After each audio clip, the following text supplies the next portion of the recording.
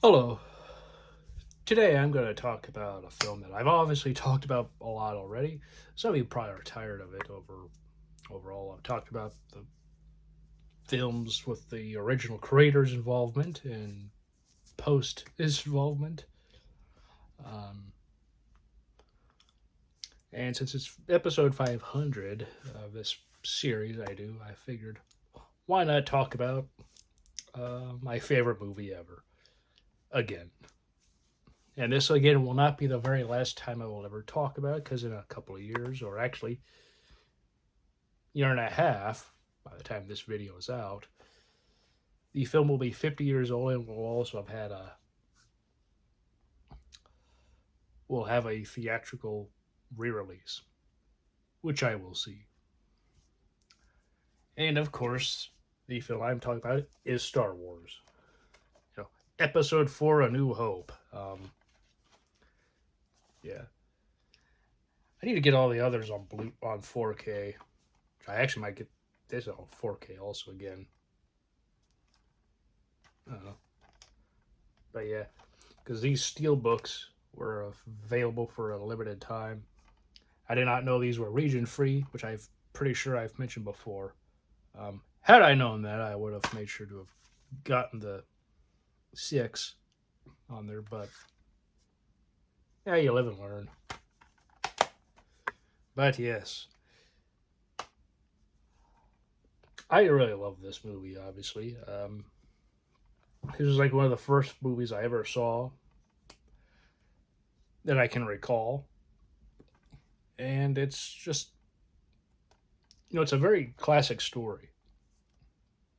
Set in a sci-fi world with mythical elements and religious elements, fantasy tropes, or I guess specifically fairy tale tropes, all wrapped in this science fiction world, or space opera, more specifically, because I guess straightforward science fiction is like 2001, where it's about ideas.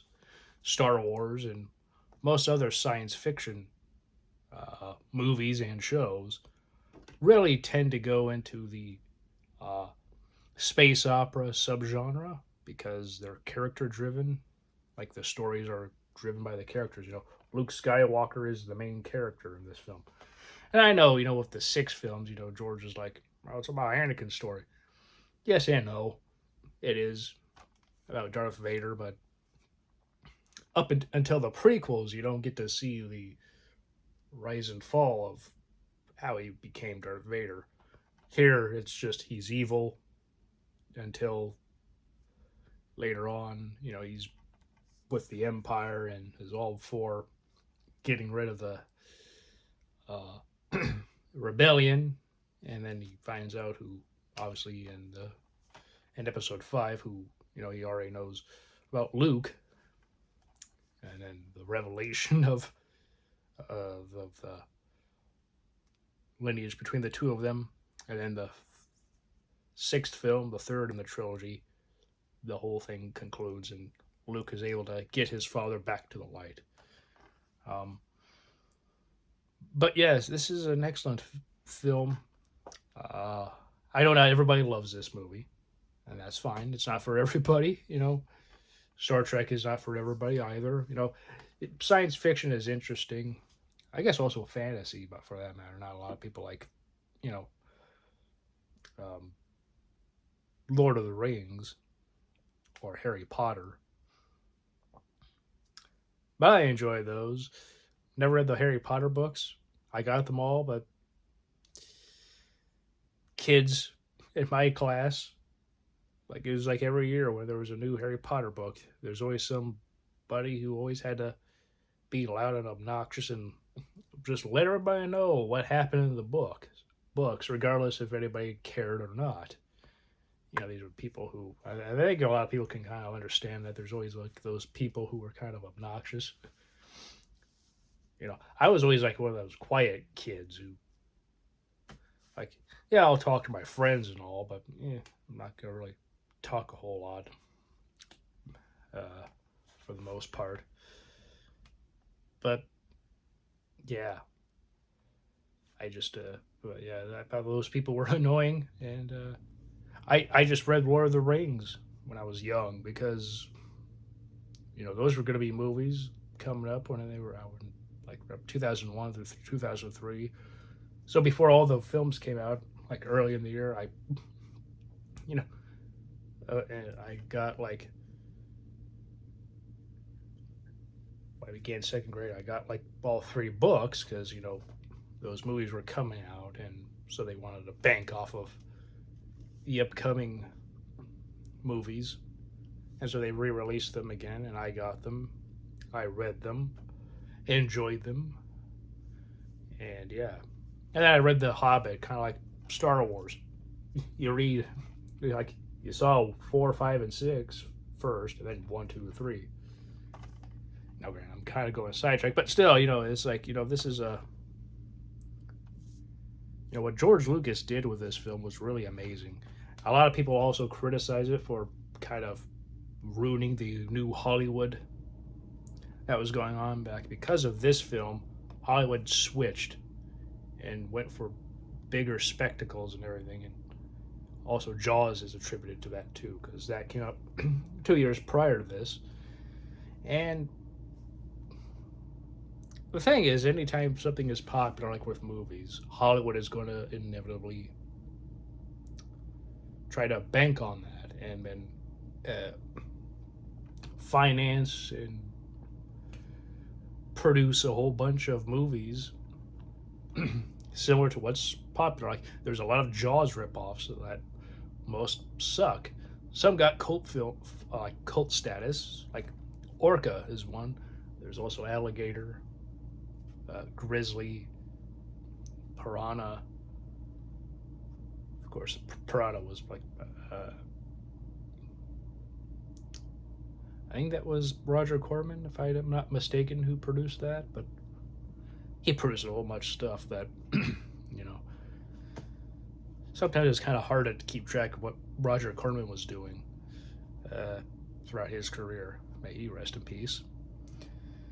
But Star Wars being popular like it was inevitable there were going to be ripoffs, and it's not George Lucas's fault that happened. After all, he didn't think this was going to be much of anything. He's like, if I'm lucky, this is going to make some money with all the sci-fi fans. Like, they're going to go and watch it. And when he was told that the film was a hit, he's like, all science fiction films, because Fox did Planet of the Apes, they always do well in the first week. The first week. Like, you call me back a few weeks from now and tell me it's a hit, then I'll believe it. At which point, he then saw all these lines for Star Wars, and he couldn't believe that a movie he made actually was liked by the public. Obviously, American Graffiti was well received, but still, that was kind of like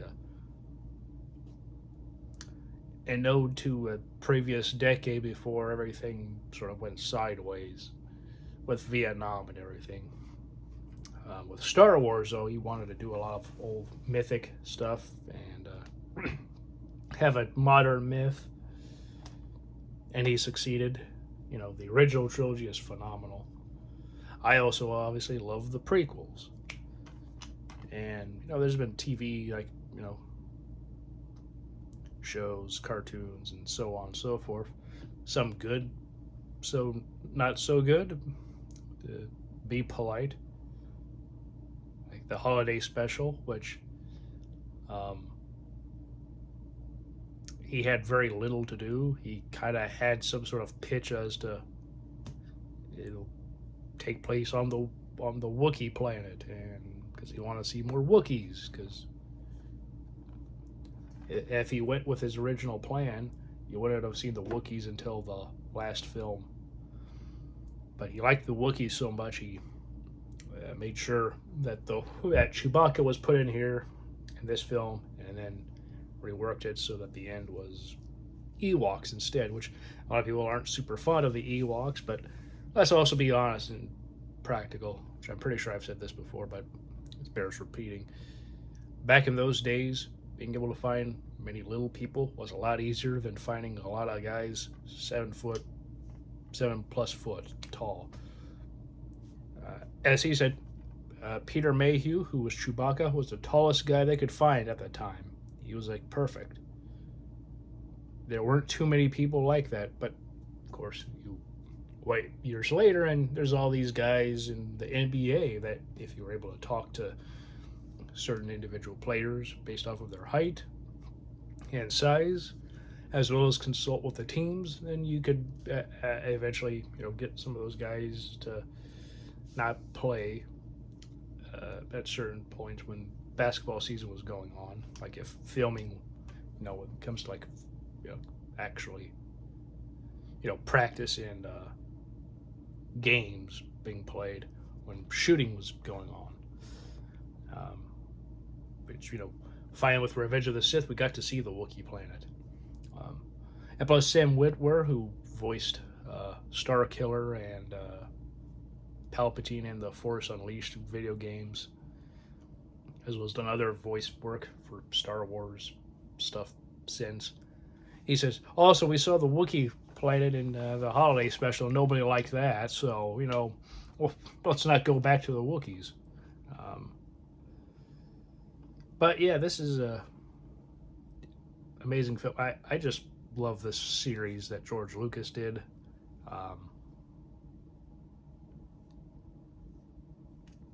This is a classic. Whether one likes it or not, it is very important in film history.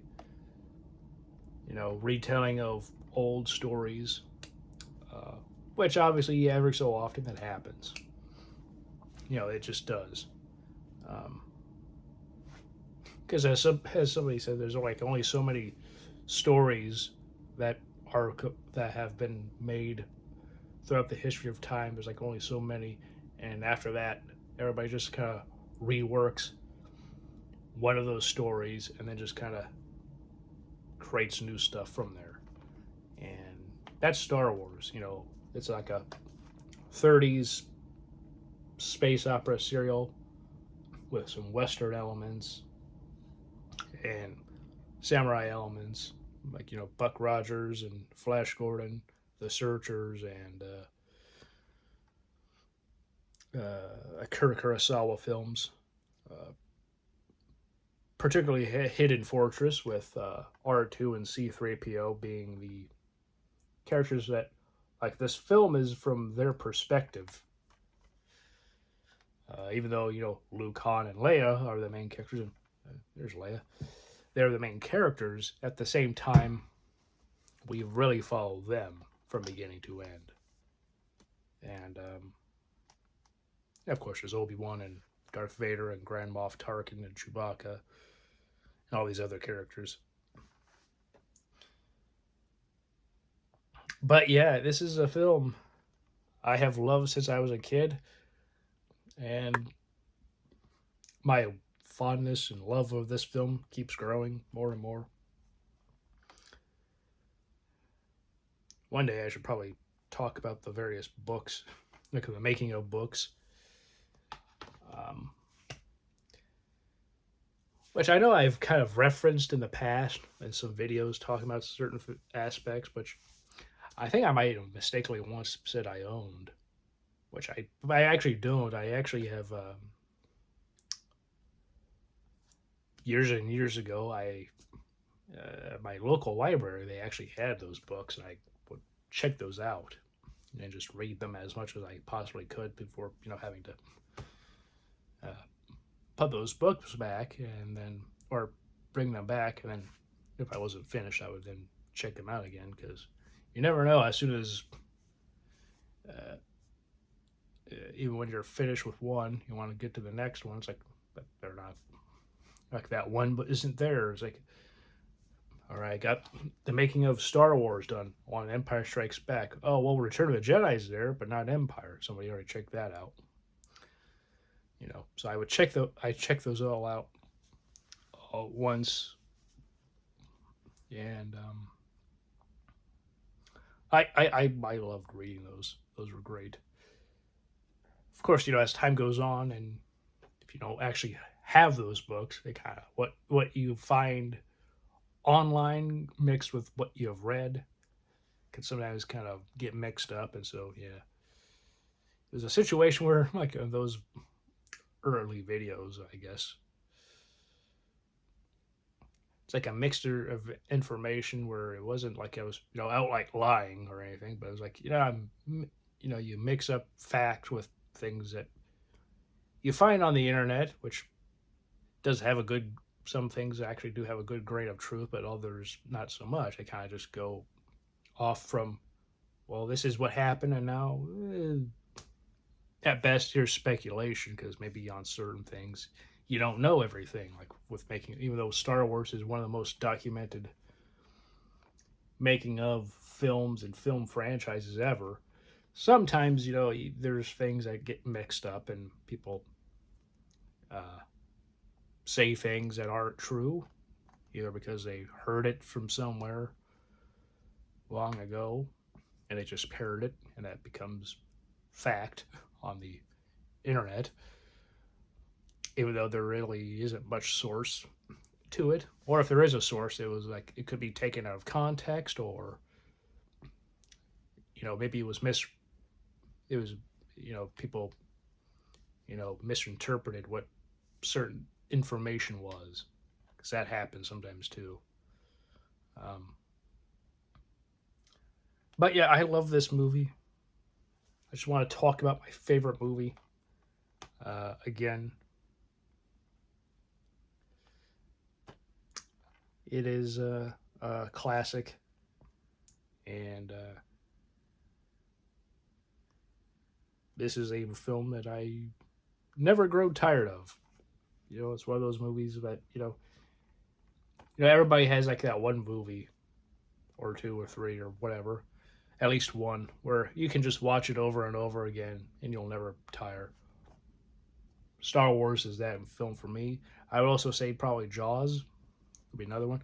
I mean, I love the 6 Star Wars films George Lucas did, and he does see those as one long movie. Um, but still, I think that this is a phenomenal film, and the 6 films he did were really good. I know he didn't direct Empire and Jedi, but he was so involved with those 2 films that his fingerprints are absolutely all over those films, just as much as Irving Kershner's and Richard Marquand's. Um, you know, like for instance, it was at his assistance that Kershner for Empire, for like the lightsaber fights, made sure to have 3 cameras at once, specifically for like those action scenes, because in editing it's going to be a lot easier to get, because you're going to be able to have, with this camera you've got Luke, with this one you've got Darth Vader in frame, and then there's the 2 shot of them when you see both of them fighting. Stuff like that is very interesting to find out about with these movies and these behind the scenes. Yeah. So yeah, Star Wars, my favorite movie for episode 500. I figured why not talk about something again. I know I did mention, I'm pretty sure last time got to 400, I was going to talk about, I talked about my favorite actors. I'm pretty sure this time I might want to talk about my favorite actresses, but before I got to the talk about my like 10 favorite actors, it took a while for me to really hone in on who I really love and enjoy watching over and over. And so that again, that's like, even though I do take a bit more breaks between videos now, still it's like I'd have to really, look at all of the,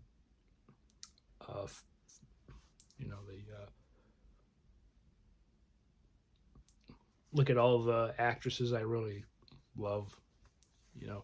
It's one thing if you have a favorite, but it's like after that, like, well, who's the second and third and so on and so forth, and that isn't always easy. I mean, Gary Oldman is my favorite actor, but for the longest time, it's like I didn't even think. think of him necessarily as number one. Um, I mean, I love Harrison Ford.